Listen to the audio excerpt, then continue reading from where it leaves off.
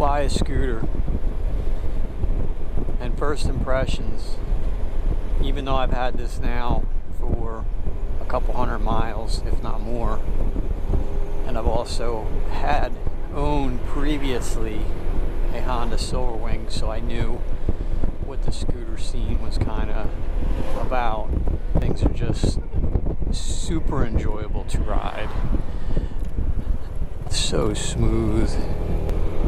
They have certain capabilities that you only get in like a touring motorcycle without spending all the money on a touring motorcycle.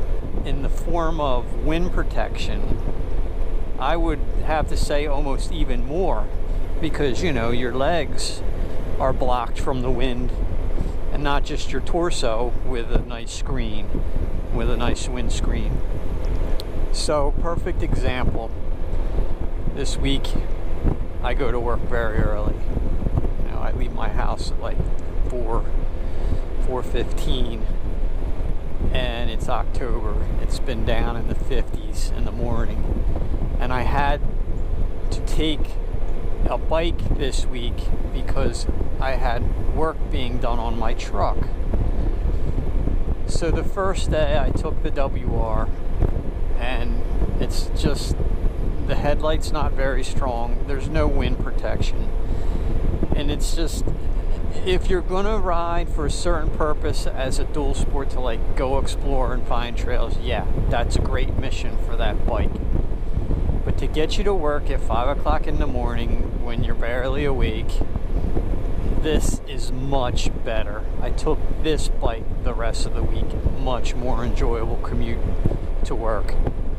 The other thing is the storage. I mean, you got under the seat. I have a tail box on this. It's so easy to just push the button, flip the seat up, throw your crap in there, and go. On a dual sport, on the WR, I had to wear the backpack on my back, and anybody who's ridden with weight, it's not enjoyable. You do what you have to do, but this provides a better option. I cannot throw a passenger on my WR.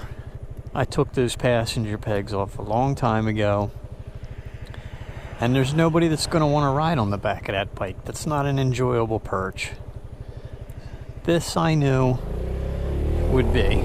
And in fact, I've had both my daughter and my wife on this bike already, and they both love it.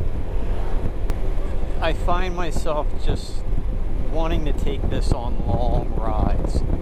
The seat is so comfortable. The position you're in is so comfortable. The mirrors are good. The smoothness of it, I mean, this is the kind of bike that you could give to somebody who might not even know how to ride a motorcycle, and they would be okay on this, because your controls are very minimal. The bike doesn't have any power band, so to speak of. It's not going to do anything weird on you. The weight that it does have, which is in excess of, I'd say, 40 pounds, is carried so low that it's very easy to manage. Not to mention, the seat is not that high. I'm 6 foot, both feet flat with no problem. It even has a parking brake here on the side, so if you're on a hill or something, and you can put the parking brake on, which you can't do on other bikes. Of course, you could always leave a bike in gear if you had to and shut it off. But the functionality of these allow it to be an excuse to take this vehicle. And so many times when I couldn't take a motorcycle, I want to run to Home Depot and I have to buy a hammer or something, something that'll fit. You can take this. It's not something I would do on a dual sport. The season is extended on this because you're so protected from the wind. I plan on riding this almost year round. If I get a warm day where it's above, say, 50 degrees, I know I can go do 100 miles on this and be perfectly fine. As far as what does this bike lack, I wish it had a better wind protection for your hands up here. Even if it was something just kicked out off of the fairing, it doesn't have. Your hands do pretty much get a direct blast. So when the temperature is going to be dropping, I can see this is going to need heated grips. And I'm probably going to put a pair of Cycra hand shields on there to block the wind. The lights that I've been going to work in the morning, the headlights are good. The low beam is okay. The high beam is great.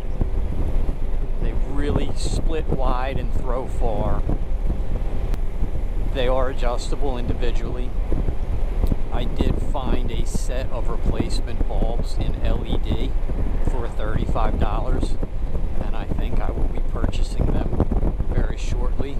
The performance is, I don't think you would want anything under 300 cc's and ride on the road, at least not where there's speeds in excess of 60 or highway travel.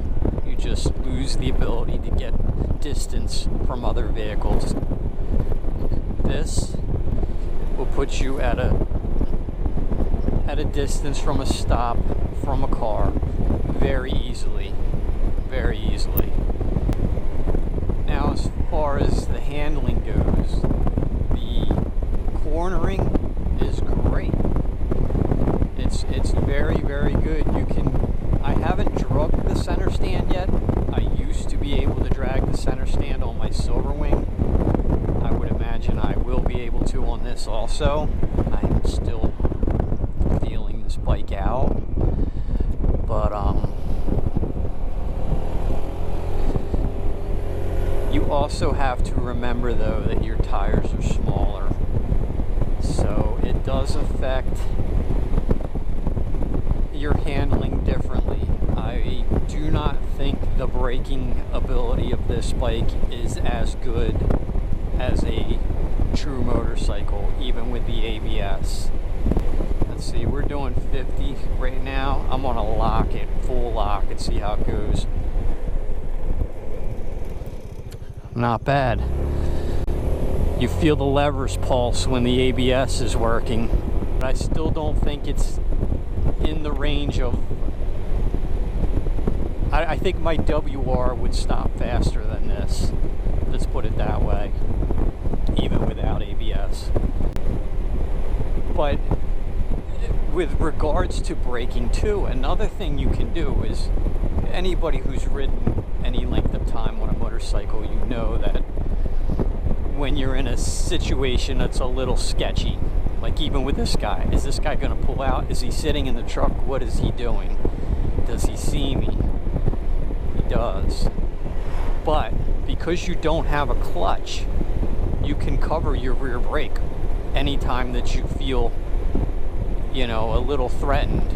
It's going to give you another couple milliseconds of advance to grab a brake if you need to.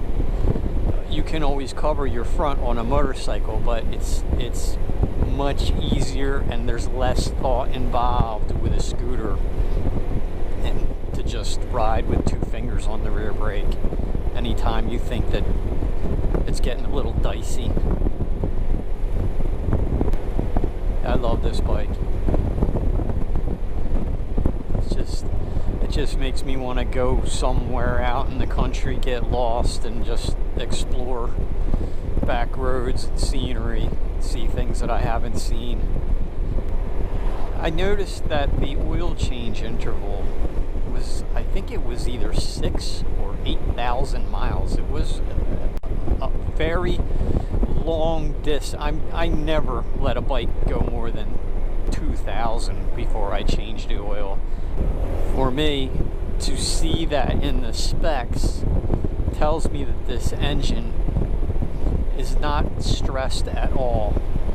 If Honda is confident that you can push that kind of mileage between oil changes, is an indicator to me that this engine will go the distance.